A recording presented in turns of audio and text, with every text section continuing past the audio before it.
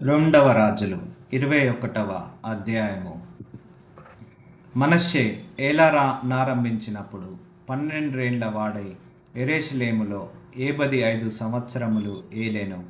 అతని తల్లి పేరు హెప్సిబా. అతడు యెహోవా దృష్టికి చెడుతనము జరిగించుచు ఇశ్రాయేలీయుల ఎదుట నిలువకుండా యెహోవా వెళ్ళగొట్టిన జనములు చేసినట్లు హేయక్రియములు చేయుచు వచ్చెను. తన తండ్రి అయిన హిజ్కియా పడగొట్టిన ఉన్నత స్థలములను అతడు తిరిగి కట్టించి బయలుదేవతకు బలిపీఠములను కట్టించి ఇశ్రాయేళ్ల రాజైన అహాబు చేసినట్లు దేవతా స్తంభములను చేయించి నక్షత్రములకు మొక్కి వాటిని పూజించుచుండెను. మరియు నా నామము ఉంచుదునని యెహోవా సెలవిచ్చిన యెరూషలేములో అతడు యెహోవా మందిరమందు బలిపీఠములను కట్టించెను. మరియు యెహోవా మందిరమునకున్న 2 సాలలలో ఆకాశము సమూహములకు అతడు బలిపీఠములను కట్టించెను. అతడు తన కుమారుణ్ణి అగ్నిగుండము దాటించి జ్యోతిష్యమును శకునములను వాడుక చేసి యక్షిని గాండ్రతోనూ సోదెగాండ్రతోనూ సాంగత్యము చేసెను. ఈ ప్రకారము అతడు యెహోవా దృష్టికి చెడుతనము జరిగించుచు ఆయనకు కోపము పుట్టించెను.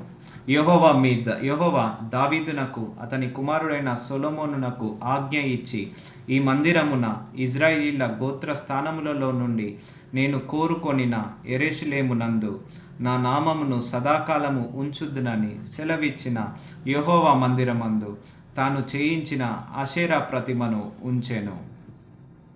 మరియు ఇశ్రాయేలీయులకు నేను ఆజ్ఞాపించినదంతటిని నా సేవకుడగు మోషే వారికి వ్రాసి ఇచ్చిన ధర్మశాస్త్రమును వారు గైకొనిన ఎడల వారి పితరులకు నేనిచ్చిన దేశములో నుండి వారి పాదములను ఇక తొలగిపోనీయని యెహోవా సెలవిచ్చిన మాట వారు వినక ఇశ్రాయేలీయుల ఎదుట నిలవకుండా యెహోవా లయము చేసిన జనములు జరిగించిన చెడుతనము మించిన చెడుతనము చేయునట్లు మనష్షే వారిని రేపెను.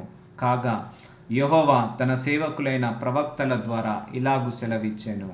యూదా రాజైన మనష్షే ఈ హేయమైన కార్యములను చేసి తనకు ముందున్న అమోరీయులను మించిన చెడు నడత కనుపరచి తాను పెట్టుకొనిన విగ్రహముల వలన యూదావారు పాపము చేయుటకు కారకుడాయెను. కావున ఇశ్రాయేలీయుల దేవుడైన యెహోవా సెలవిచ్చినదేమనగా, వినువాని 2 చెవులు గింగురమన్నంత కీడు యెరూషలేము మీదికి యూదావారి మీదికి రప్పించును. నేను షోమ్రోనును కొలిచిన నూలును అహాబు కుటుంబీకులను సరిచూచిన మట్టపు గుండును యెరూషలేము మీద సాగలాగుదును.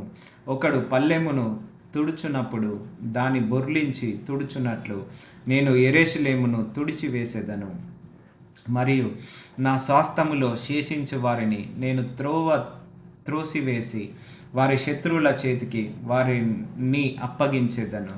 వారు తమ పితరులు ఐగుప్త దేశముల నుండి వచ్చిన నాట నుండి నేటి వరకు నా దృష్టికి కీడు చేసిన నాకు కోపము పుట్టించుచున్నారు గనుక వారు తమ శత్రువులందరి చేత దోచబడి నష్టము నొందుదురు.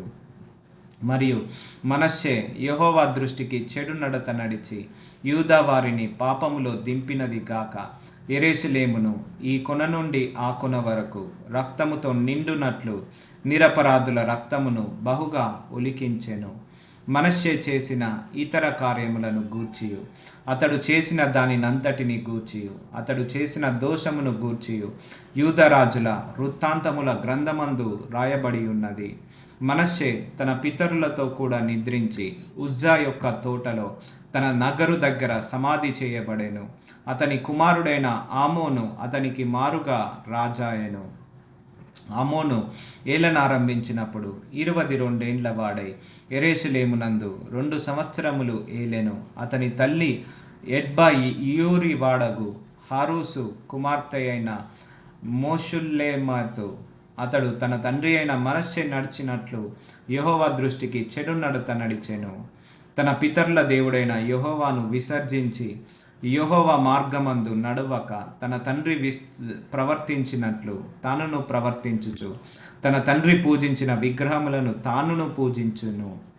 ఆమోను సేవకులు అతని మీద కుట్ర చేసి అతని నగరునందు అతన్ని చంపగా, దేశపు జనులు రాజైన ఆమోను మీద కుట్ర చేసిన వారినందరినీ చంపి అతని కుమారుడైన యోషియాకు అతనికి మారుగా పట్టాభిషేకము చేసిరి. ఆమోను చేసిన ఇతర కార్యములను గూర్చి యూదా రాజుల వృత్తాంతముల గ్రంథమందు రాయబడి ఉన్నది. ఉజ్జా యొక్క తోటలో అతనికి కలిగిన సమాధి అందు అతడు పాతిపెట్టబడెను. అతని కుమారుడైన యోషియా అతనికి మారుగా రాజాయెను.